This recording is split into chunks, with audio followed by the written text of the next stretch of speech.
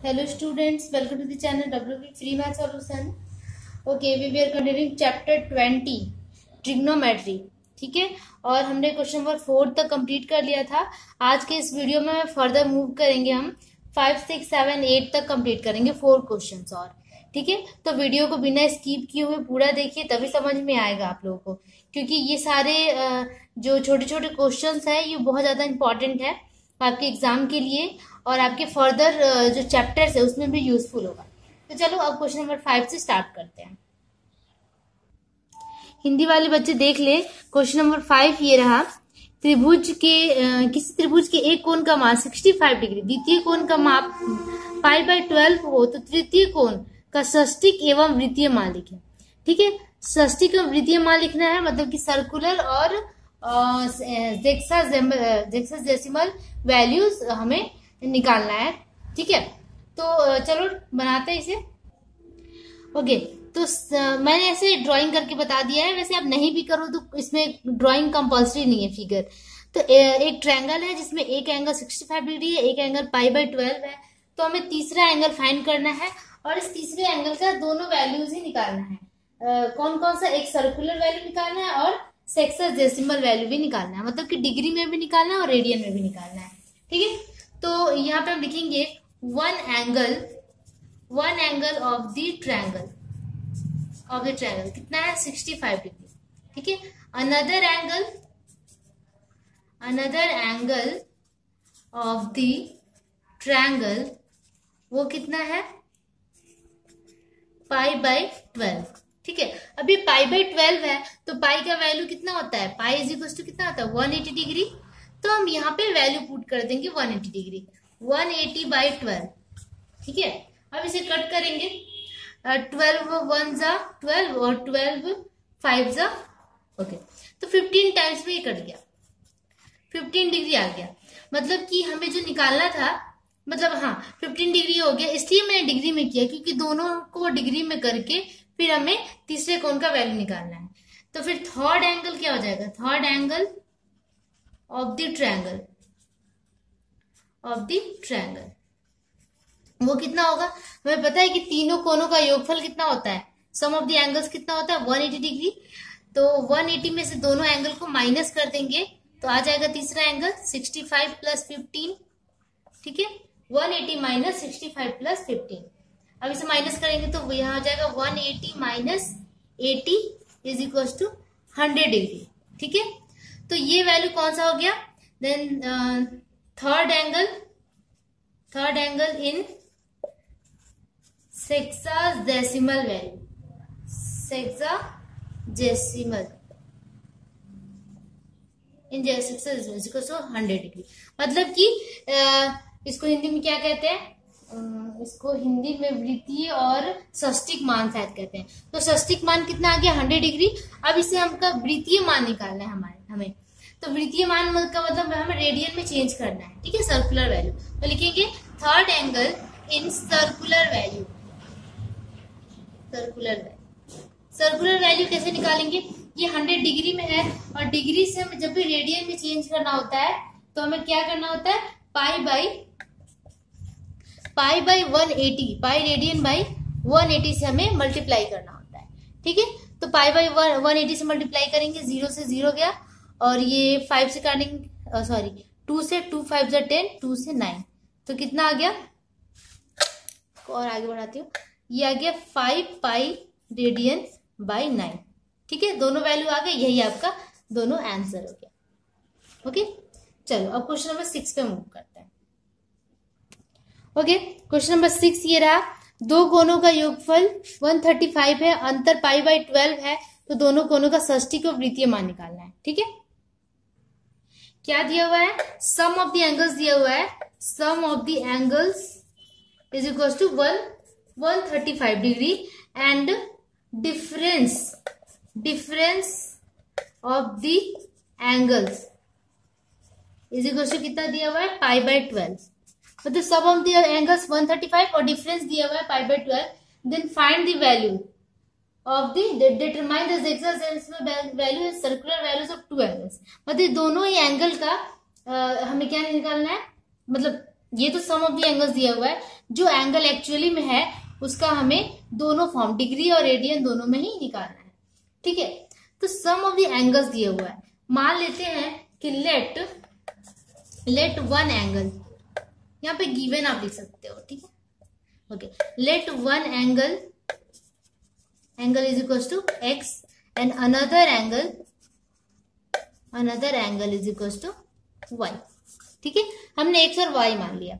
तो जैसे कि दिया हुआ sum of the angles, according to question क्या दिया हुआ है, सम ऑफ द एंगल्स मतलब कि x plus y is equal to 135 and difference of the angle x minus y is equal to pi by 12।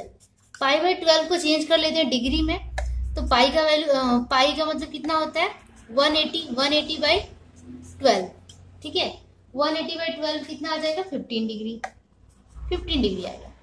तो हमारे पास अब क्या है, x plus y is equal to 135 one number and x minus y is equal to कितना 15 degree, ये 2 number.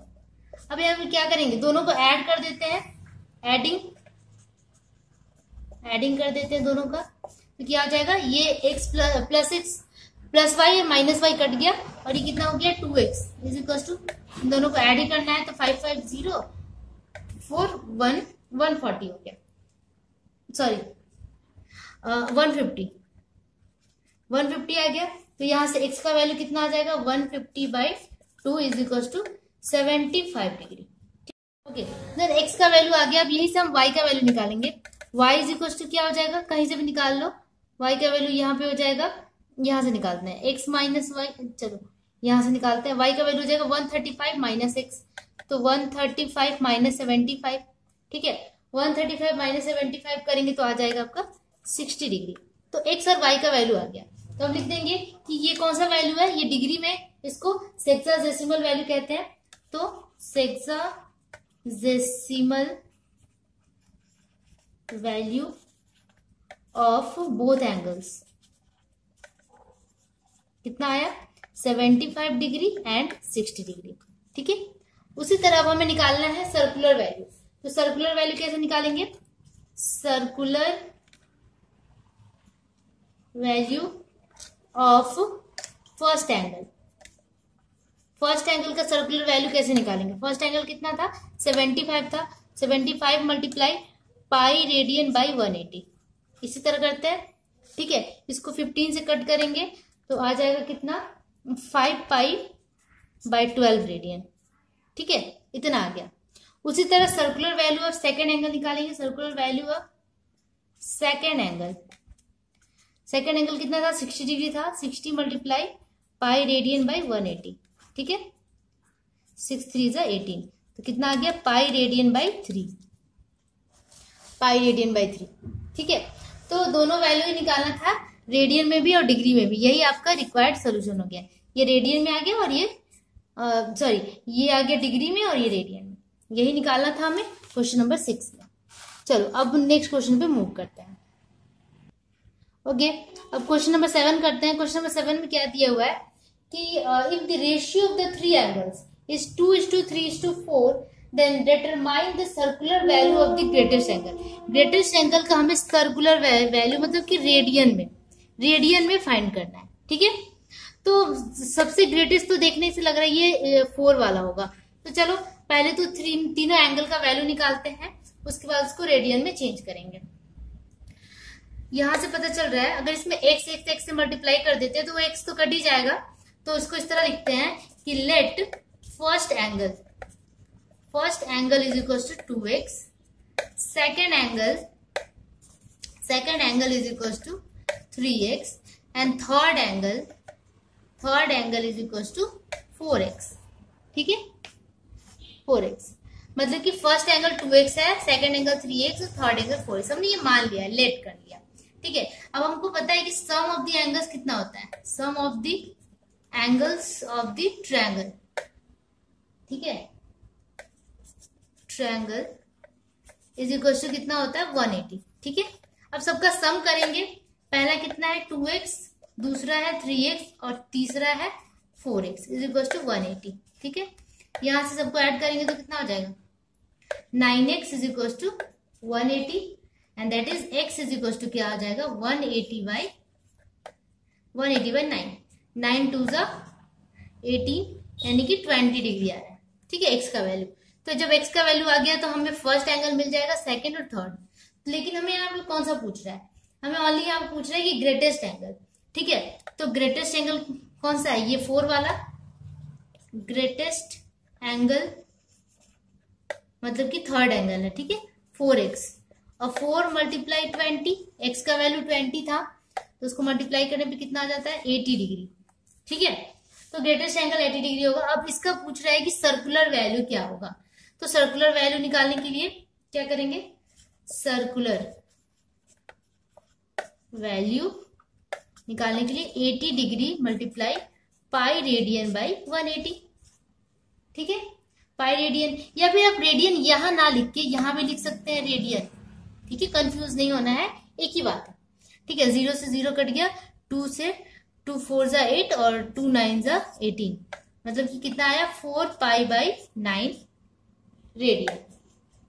Radian. ठीक है, यही आपका रिक्वायर्ड सॉल्यूशन हो गया क्वेश्चन नंबर 7। अब मूव करते हैं क्वेश्चन नंबर 8 पे। ओके, अब मूव करते हैं क्वेश्चन नंबर 8 पे। 8 में क्या कर रहा है, किसी वृत्त का अर्धव्यास 28 सेंटीमीटर है, मतलब कि रेडियस 28 सेंटीमीटर है। उस वृत्त के 5.5 सेंटीमीटर लंबे वृत्त चाप द्वारा बने केंद्रीय कोण का वृत्तीय मान लिखें। ठीक है, मतलब एक आर्क लिया गया है 5.5 सेंटीमीटर। ठीक है, उससे जो कोण बन रहा है, केंद्रीय कोण, सर्कुलर एंगल बन रहा है, उसका सर्कुलर वैल्यू निकालना है कितना होगा। चलो उसे फाइंड करते हैं। ओके, तो क्या गिवन है, पहले वो लिखते हैं। गिवन रेडियस है ना, radius of the circle, of the circle कितना दिया हुआ है 28 सेंटीमीटर। ठीक है, रेडियस दिया हुआ है तो हम यहां से सरकमफेरेंस निकालेंगे। ठीक है, सरकमफेरेंस कितना हो जाएगा, सरकमफेरेंस का मतलब होता है परिधि, हिंदी में उसे परिधि कहते हैं, ऑफ द सर्कल। अच्छा, हमारे पास रेडियस है दैट इज आर है ये, तो हम सरकमफेरेंस का फॉर्मूला क्या था 2 पाई आर। तो 2 इंटू पाई का वैल्यू होता है पाई 22/7। यहाँ पे पाई अलग है, ये रेडियन नहीं है। ठीक है, और 28 सेंटीमीटर, इसे हमें तीनों को मल्टीप्लाई करना है तो हमारे पास आ जाएगा सरकमफेरेंस, मतलब कि परिधि। ये अगर ये इस तरह का एक वृत्त है, सर्कल है, तो इसे परिधि कहते हैं, ये हम निकाल रहे हैं। ठीक है, तो 7 4 ज़ा 28, सबको ऊपर ऊपर मल्टीप्लाई करेंगे तो आ जाएगा 176 सेंटीमीटर। ठीक है, 176 सेंटीमीटर हमने क्यों निकाला मैं अभी बताती हूँ। हमें पता है कि circumference makes an angle 2 pi at the centre. Centre पे एक सर्कमफेरेंस कितना एंगल बनाता है 2 पाई। 2 पाई का मतलब 360 का एंगल बनाता है। आप एक सीधे की रेखा को क्या कहेंगे 180 डिग्री, बट जब यही रेखा एकदम घूम जाती है तो उसे कितना हम कहते हैं 360 कहते हैं। ठीक है, तो इसलिए हम एंगल से इसे रिलेशन बताने के लिए मैंने ये सर्कमफेरेंस यहाँ पे निकाला है। ठीक है, तो क्या लिखेंगे, we know circumference makes an angle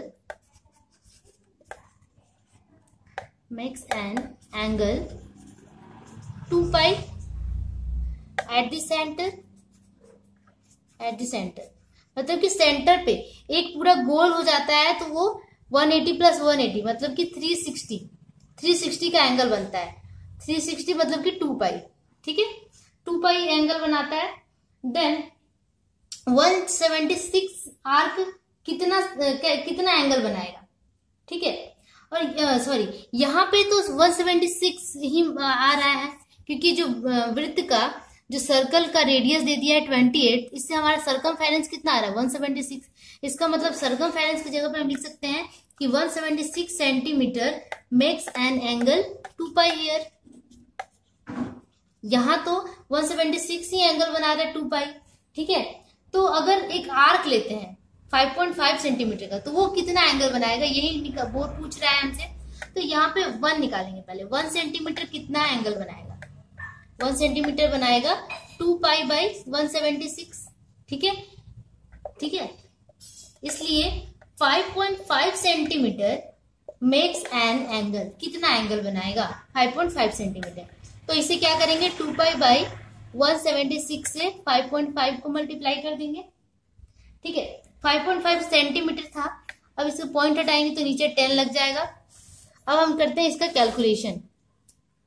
calculation आप कर लेना, 5 ऊपर ऊपर मल्टीप्लाई, नीचे नीचे मल्टीप्लाई, ठीक है, और रेडियन को रेडियन में ही छोड़ देंगे, तो आ जाएगा आपका कुछ पाई बाई 16 रेडियन। ठीक है, यही आपका आंसर होगा, पाई बाई 16 रेडियन। तो ये क्वेश्चन नंबर 8 इसी तरह बनेगा। आप 1 से 2 बार इसको देखेंगे, समझेंगे तो समझ में आ जाएगा, बहुत ही ईजी है। ठीक है, तो आज हम यहीं तक कंप्लीट करते हैं क्वेश्चन नंबर 8 तक। ओके स्टूडेंट, तो ये आज हम क्वेश्चन नंबर 8 तक ही कंप्लीट करते हैं। ट्रिग्नोमेट्री का बहुत इंटरेस्टिंग चैप्टर है और ये बहुत जल्दी कंप्लीट हो जाएगा। तो चलो, होप कि आप लोगों को समझ में आया होगा। अगर समझ में आया हो तो प्लीज लाइक जरूर कर दीजिएगा, क्योंकि इससे हमें मोटिवेशन मिलता है, और हो सके तो अपने फ्रेंड्स दोस्तों के साथ शेयर भी कीजिए वीडियो को। ओके, तब तक के लिए keep practising, keep watching, bye bye.